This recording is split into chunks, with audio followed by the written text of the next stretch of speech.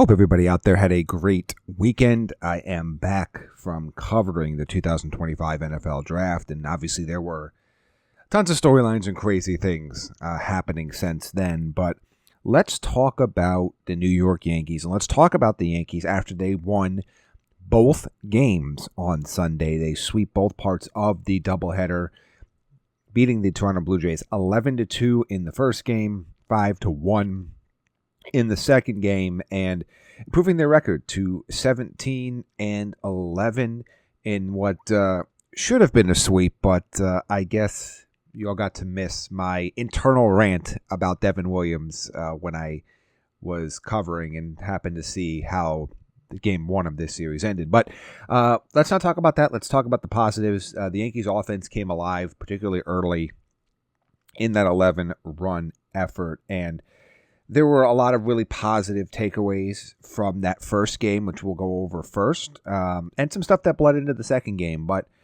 want to give Max Fried some more credit. Had some shakiness early in that game.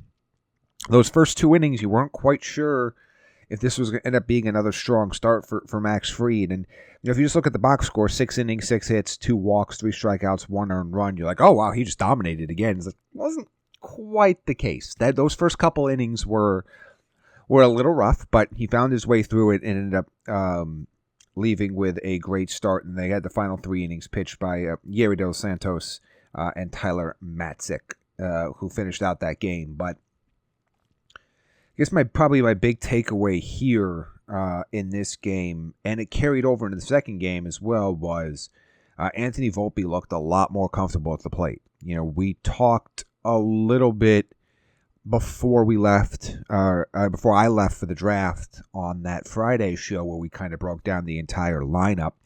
And one of the topics of discussion was Anthony Volpe's offense and the struggles that he's had with the bat. And quite frankly, how the progression of his at-bats had rapidly deteriorated as the season has gone on. And looked really good here. Went 2 for 3 in this first game. Hit his 5th home run of the year. Also walked himself into an RBI. And then in that second game, in the 5-1 victory, he was also pretty solid. Went 2 for 4 again. And, it's 2 games. It's 1 day. You don't want to, make any gross proclamations one way or the other about what his future holds. But it was good to see him have some solid at-bats across the board, even the bats that he didn't get hits in. So considering the level and the quality of those at-bats last week, very encouraged with what I saw on Sunday. But story of the game was pitching. The Yankees, allow 3 total runs across 18 innings of baseball against Toronto, with the starters allowing 2. In this case, Clark Schmidt had a good bounce-back start. A 1 hit, walks were an issue, but 1 hit, 4 walks, 1 earned, 6 strikeouts in 5 innings. Tim Hill pitched a scoreless 6th. Mark Leiter dominated in the 7th with a struck out the side. Fernando Cruz looked fairly strong in the 8th, and Luke Weaver shut the door in the 9th. And it was not a safe situation for Luke Weaver because of an Aaron Judge home run, which eliminated the save scenario for the Yankees in the 9th inning. But he was the guy that was warming up the entire time. Aaron Boone was not going to go with Devin Williams in that spot. In the Yankees bullpen, again, 7 innings, 1 run 7 innings, 1 run combined between the 2 games. So the Yankees got the most out of pretty much all of their pitching staff here. We got to see Volpe get back on track. In Game 2, we got to see J.C. Esquera hit his first career home run into the bleachers, over 410 feet. So really got a hold of that one. Excited that he got his first one. Jason Dominguez got a couple hit in that second game. Aaron Judge ended his 9-game homerless streak. He was 1 for 4 in the final game with his home run. Unfortunately, his average and OBP have dropped significantly. He's down to a 406 average and a 500 on base percentage. So he's really struggling right now. But obviously, I kid there. But so far so good. Oh yeah, and Trent Grisham, can't ignore him.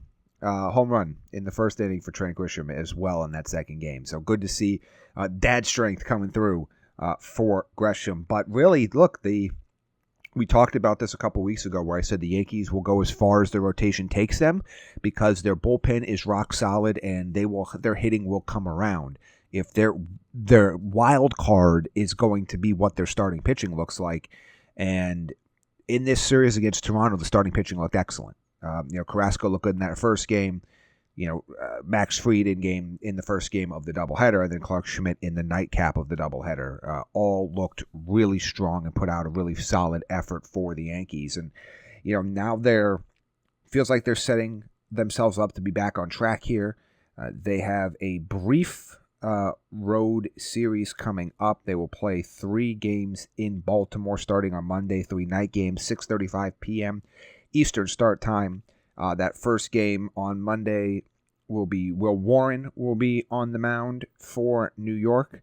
Game 2 is expected to be Carlos Rodon coming off of some solid starts. And then Carlos Carrasco will pitch the 3rd game of that series.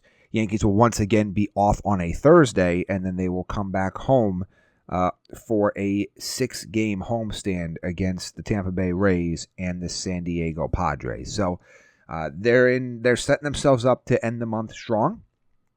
Aaron Judge has an outside shot here to be a 3-WAR player already by the end of April. He's getting really close right now. That's something to kind of keep an eye on.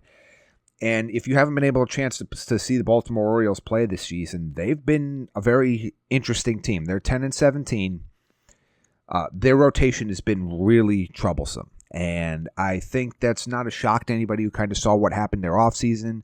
Yes, they're dealing with some injuries as well, but their rotation has been a big problem for them, a much bigger problem than even it's been for the Yankees at times. So we have seen the Orioles lose some really rough games and give up a ton of runs in the process. So this could be a really good opportunity for the Yankees offense to continue to stay hot coming off of this Blue Jays series and go into Camden Yards and just continue to get the bats where they need them to be heading into the month of May. So in the meantime, we will continue to evaluate where this team sits going into each and every series and coming out of each and every game.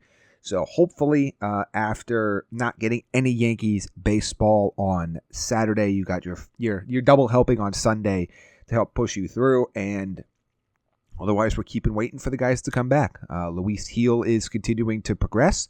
Looks like he could be back soon-ish. And by soon-ish, we're probably talking, weeks, not days. But soon enough, and we'll see what happens with the Yankees rotation in that scenario. But, another week is still a strong effort for the Yankees. It's unfortunate they couldn't get the full sweep that they probably deserved in this series. But it is absolutely better than nothing. And winning those back-to-back games adds a lot of momentum for this team as they get set to head down the East Coast and go to Baltimore. And we will cover each and every game of that series. I am back now. We are back on that daily schedule starting today. Hope you have a great Monday morning, a great start to your week, and hopefully it's another great week for New York Yankees baseball.